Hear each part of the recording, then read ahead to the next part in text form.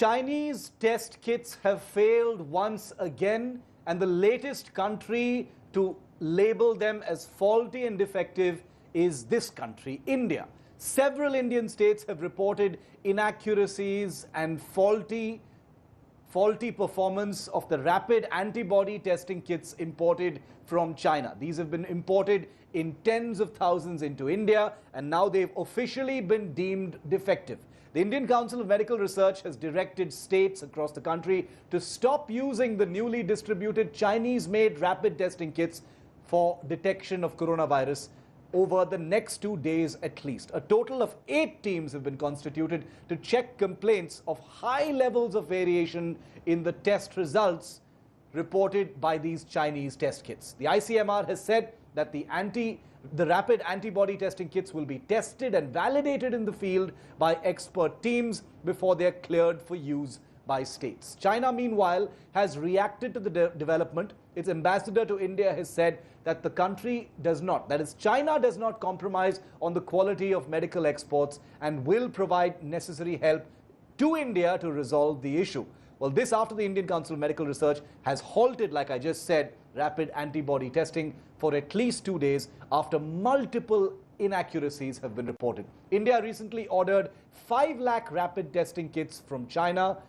There are very few sources from where to get such kits, and China is one of them, and sadly India has had to order huge numbers from that country, and India is now the latest country to officially find that these made in China test kits are virtually useless. So what is a rapid antibody test? I want to make that clear for you so you and I are both on the same page and we understand completely what we're talking about here, what these test kits from China actually are for. They use blood samples of suspected patients. That is the sample. It takes less than 30 minutes to deliver a result. No need for any kind of trained staff, and it costs around 800 to 1500 rupees per test kit. A false report in early stages is good for later stages. So this is what this rapid antibody test kit is, and it's been imported from China as India tries to expand the amount of testing it actually does. Let's take a look at which states in India have received these faulty Chinese test kits, because this is India-wide and therefore it's something that impacts all parts of the country. Rajasthan has gotten many of these kits, Kerala has got many of these kits, Tamil Nadu has got many of these kits, Chhattisgarh, Gujarat and Punjab. Take a look at that map. That tells you where all in the country tens of thousands of these defective Chinese test kits are in use, and has now been stopped by the Indian Council of Medical Research after many of those states have reported defective variations in the results. Now let's tell you about how this is not just an Indian phenomenon. China has been profiting from the pandemic for weeks now on the back of dubious, poor quality test kits and protective equipment from across China and to different parts of the world. India only happens to be the latest country. Take a look at the list of countries buying from China. Italy, Spain, the United Kingdom, Indonesia, Malaysia, Hungary, Czech Republic, Northern Ireland, Azerbaijan, Turkey, Brazil, Japan, Mexico, Qatar, Serbia, and now India. These are all the countries that are buying equipment, test equipment and other COVID-19 equipment from China, and most of these countries have already deemed the equipment to be junk or a dud. Let's take a look. If you don't believe me, I'll list it out for you. I'll list out for the countries that have already officially pronounced that many of these kits that they've imported are virtual junk. The global test, the United Kingdom, status, defective. Netherlands, the kits that they imported from China, status, defective. Not my opinion, this is what the countries are saying. Spain has imported over 1 million of these kits from China, status, defective. Ukraine has gotten thousands of these kits from China, status, defective. Czech Republic has gotten over 1 million of these test kits from China, status, defective. Turkey, which is an ally of China, has also been, sort of stuffed with these test kits. They've also Forget about being an ally. They've also deemed these test kits as defective, and India happens to be the latest country that has formally said there is a problem with these test kits, and it's something that India cannot afford at this time. After covering up the coronavirus outbreak in December last year, China has now been accused of dumping faulty corona testing kits to various countries like we've just shown you, and they're now responsible for delivering misleading results during a very crucial part of the world's war on the coronavirus. And China, remember, is being paid for most of these test kits. They're profiting from this.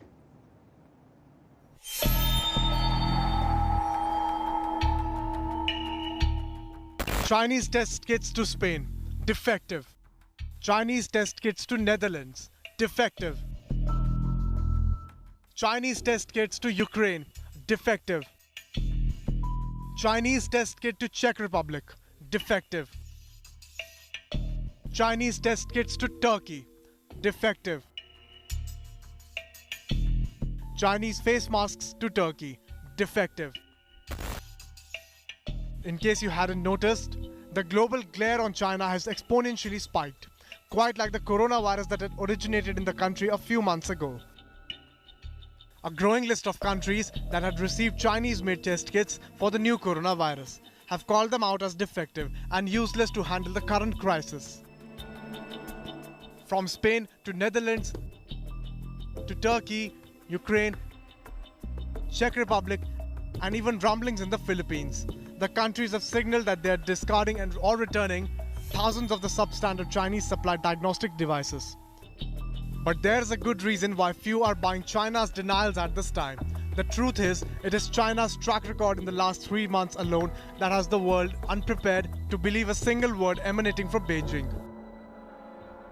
I would like to begin by announcing some important developments in our war against the Chinese virus. We'll be invoking the Defense Production Act just in case we need it. Why do you keep calling this the Chinese virus? Why do you keep using this? A lot of people say it's racist. It's not racist at all, no, not at all. It comes from China. Things began in December 2019, when China began its now infamous cover-up of the coronavirus outbreak. But the story has turned far more insidious since then. Consider just these simple facts. After covering up the original outbreak in December last year, China is widely seen as having worked with a compromised WHO to mislead the world on the true nature of the virus. Immediately next, China began exporting diagnostic kits and face masks. Meanwhile, it opened up its business landscape, allowing Chinese companies to begin a global scavenger hunt for dying assets. And as a final ironic flourish, China will now profit hugely by exporting badly needed ventilators to countries across the world. As Chinese businesses now seek to profit from the global pandemic that originated in China, the world seeks answers. And the only thing China is willing to supply is defective test kits and masks. Bureau Report, India Today.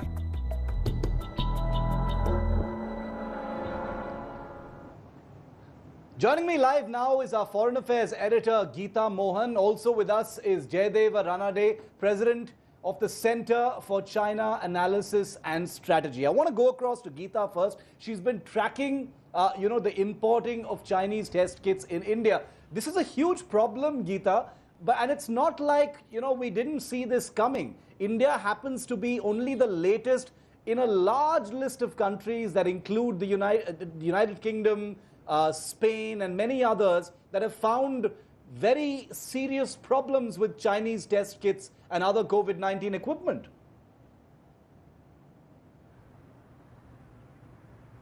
Well, that's right, Shiv. India should have seen this coming, but the question that we asked even before the test kits arrived in India was, why is it that India is importing from China when most countries are calling their kits faulty? To that, the ICMR's response was that it is not for testing purposes, not for diagnosis purposes, but for surveillance. It seems like Chinese kits have failed even in surveillance issues in monitoring matters, where in some states the accuracy rate is as low as 7%, Shiv, and that's the reason why the Chinese kits right now have been put on hold. The testing has been halted, but China absolutely adamant. A source in the Chinese embassy told India Today, told me that the kits were verified and were sent to India, also saying that they should go through registered manufacturers. But it seems like registered manufacturers who've provided not just to India but also to UK have come with faulty test kits, and UK in many ways then one has not only questioned the Chinese test kits, now has also asked for a refund to close to $20 million from China, Shiv. Yes. Incredible. I mean, there are many countries asking for refunds from China for this dodgy equipment. Mr. Ranade, how do you see this situation? The same question I would ask you is, India, was aware that China was supplying faulty equipment to other countries. Countries with a great deal of credibility have said that these kits are unusable and they actually hamper the testing efforts in those countries. Why are we in this situation, sir, where we are saddled with Chinese equipment that we cannot use? There are 3 points here, if I may mention. Firstly, I think at this point in time, we are all caught sort of in a tight situation between a rock and a hard place. We need this equipment very quickly, the medical equipment, ventilators, respirators, PPEs, etc. And China is the one country that seems to have adequate stocks as far as the production lines are concerned. Yes. Therefore, most countries are looking to go to China and procure them there. But here comes the snag, if I may say. The Chinese talk about buying it only from registered companies. But the fact is that any and every company in China which can produce these is being allowed to export them. This is where I would say the Chinese government has shirked its responsibility at this time of a humanitarian crisis. But then if we go back slightly, they also delayed warning the world that the coronavirus has already come in, and they delayed the warning by 2.5 months, thereby delaying also the search for a vaccine. The second point is they launched something called a coronavirus diplomacy. So their media and their officials began projecting the sales of these this medical equipment as gifts or as donations without, and technically avoiding the word donation, but making it out to be. With the result that Spain, Italy, UK and France had to come out with statements saying there were no donations, we have bought each and every item. And the third, I think, was for us should have been that I don't know the inside story about how desperate we are or not, but we should have ramped up our own industry into meeting the demands. After all, we had a 2-3 month lead time. We should have activated our own people and tried to get them to produce this. So I think, absolutely, but as far as Chinese are concerned, they're certainly, profiting from others' misery. And when I say you've said, Mr. Ranade, you've said that the Chinese government has shirked its responsibility. There has been no quality control. All manner of companies have been allowed to export this very sensitive equipment at a crucial time in the COVID-19 war. Major General Harsha Kakkar, who is also a China expert and strategic affairs commentator, is also with us. General Kakkar, made in China once again proving to be not just poor quality, but dangerous at an extremely crucial time for India's COVID-19 fight. What about India? The whole world is today accusing China for the poor quality products. In fact, if you look at it, the only companies from which individuals buy a Chinese product are those of either Japanese or American origin, which are based in China. The Chinese product has never been better. Look at Pakistan getting used underwear masks. I mean, the quality that they've given in India, 50,000 sets. I mean, whatever you bought, not even 5.5% are in working condition. What are they trying to say? Are they trying to, project that you're helping out the globe, or you're putting the globe into greater risk?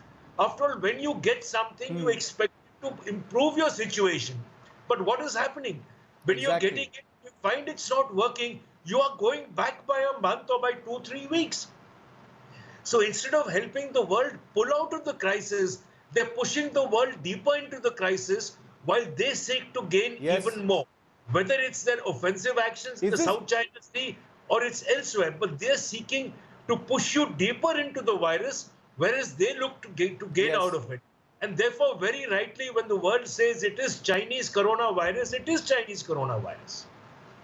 Yeah, I agree. Mr. Ranade, do you see this as China, trying to repair its reputation after those initial days, like you also rightly pointed out? Are they trying to seem magnanimous and a kind of savior to the world by doing all of this? Or is it a profiteering kind of impulse to try and profit from the pandemic?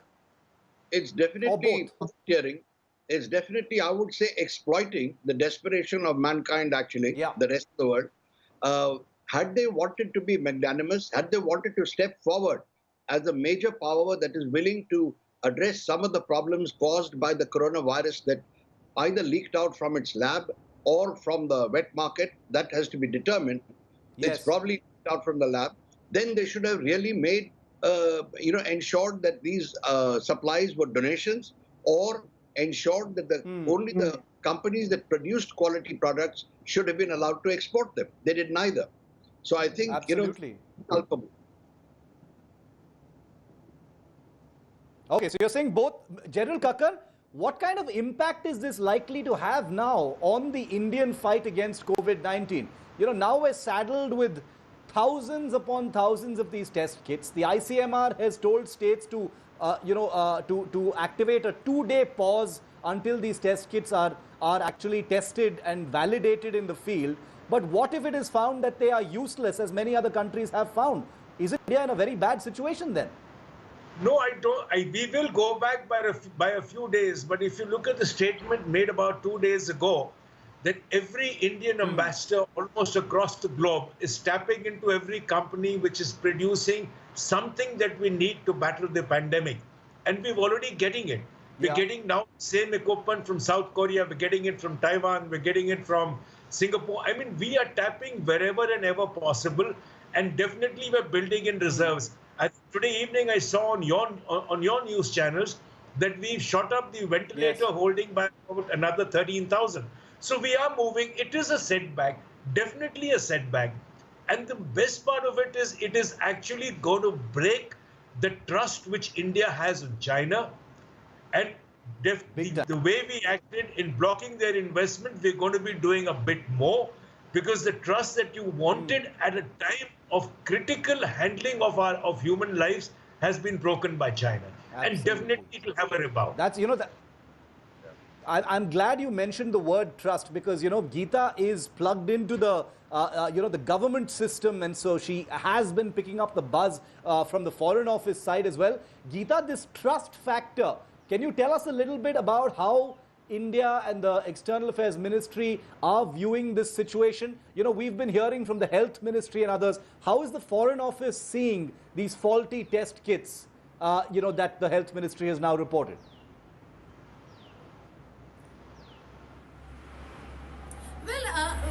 Given the fact that there's extreme shortage is the reason why Shiv, India turned to China in the first place, and the reasoning for turning to China was very clear, that they do not trust Chinese products for diagnosis, that it is only for surveillance, although Chinese kits failed us even on that count. But India did not rely completely on China. The Ministry of External Affairs and officials certainly quite worried about the results that have come up, but India is looking at many other countries. South Korea is going to send a lot of these kits, and we are also looking at Make in India. A South Korean company is going to start production in Manesar, which will produce about 500,000 kits per week, and that's a huge number. So we are not only looking at imports from other countries, Germany, Canada included, we are also looking at Make in India, because there is no way that the world, particularly India, right now can trust China to give us quality products. That trust factor is completely damaged right now, and we wonder what it's going to take to get it back, especially like General Kakkar said, there is such a huge demand for this equipment right now. India has very little margin, very little elbow room to make any big alternate decisions.